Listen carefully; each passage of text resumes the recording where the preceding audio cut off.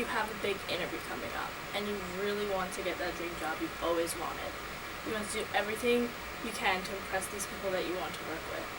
Well, let me tell you how you can do that. On top of your skill for that job and all the personalities you bring to the table, many interviewers will look for your nonverbal communication. In an article in the South Bend Tribune, a newspaper in Indiana, Gail Perkansky, who works at Human Resources at the Teachers Credit Union, said that he personally thinks that 60% of all interviews are nonverbal communication. I have right here pulled up what you should do for an interview, which is not only the way you look, but the feel of confidence, and you're cleanly shaven and trimmed, and you look nice. And this is what you shouldn't do, which obviously it's obvious that you shouldn't look bored or uninterested in an interview or in a business meeting. There are many types of nonverbal communication. These include facial expressions, appearance, gestures, and body language. Today I will inform you about nonverbal communication and how important it really is. To start off, I want to define nonverbal communication. It is the act of conveying a thought, feeling, or idea through physical gestures, posture, and facial expressions.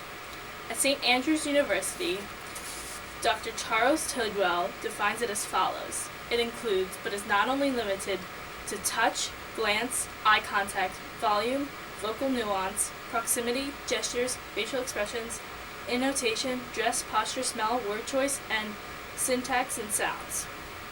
A study conducted at UCLA found a majority of communication to be nonverbal, although the study's exact statistics, which show 7% of any message to be relayed through words, 38% through vocal elements such as tone, and 55% through nonverbal elements such as posture and gesture. Now, why is nonverbal communication so important? It is used for most of our communication, such as used to repeat or accent the verbal message, complement the verbal message, regulate interactions, and may substitute for a verbal message. For example, some of this includes pointing in the direction while stating directions, or even things like nodding or shaking your head for yes or no, or putting your finger to your mouth to say, be quiet. Therefore, it is something that is essential to our communication skills. Ever heard of the saying, actions speak louder than words? Well, this shows how important it really is. Next, I want to talk about how it differs from culture to culture. There are some things that we do here in the United States that would be considered rude in other countries, or vice versa. For example, a gesture or motion that means one thing to the people of the United States means an entire different thing to the people in Japan. Whereas an American is likely to point an index finger, a Japanese person will more likely to gesture a hand, as pointing an index finger is considered rude in many Asian countries. The two most important things between cultural differences are emotion and eye contact. For emotion, some cultures are more restrained than others and refrain from excessive displays of emotion in public at all. Some cultures may also suppress facial emotion, believing an animated face to show lack of control over one's emotions.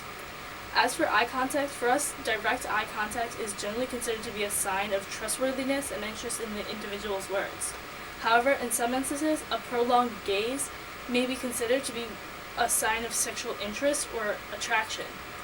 In countries such as Africa and Japan, eye contact is generally avoided, as direct eye contact may be considered disrespectful. Yet, in other cultures, the opposite is true. Eye contact is believed to show interest and honesty.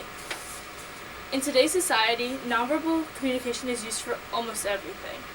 From anything as simple as reading people's emotions or showing people your emotions, to the use of it in interviews and professional settings, to using it in the medical field.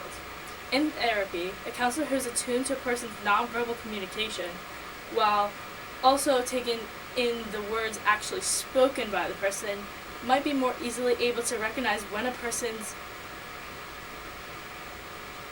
body language and speech do not match, or the counselor may learn more from the person's gestures than the words being spoken.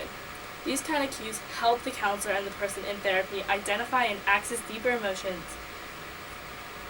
It is also used in our pop culture and trying to read how celebrities feel about each other. When Tom Cruise and Katie Holmes announced their divorce, tabloid journalists fell over themselves to point out that they had seen it coming. Just look at their body language, the headline screamed. Nonverbal communication is also used in police and FBI forces. When taking people in for questioning, they need to know how to read a person's body language and to try and find out if they're lying or not. There have been many studies about lying and body language, and liars have been said to look to the right, fidgeting, holding their own hands, or scratching their nose. But nothing backs this up. Therefore, more studies were done, and no one can really define one thing that liars do, because everyone is different, and people lie in their own ways. But in conclusion, nonverbal communication is essential to human life, and many of us do not realize that.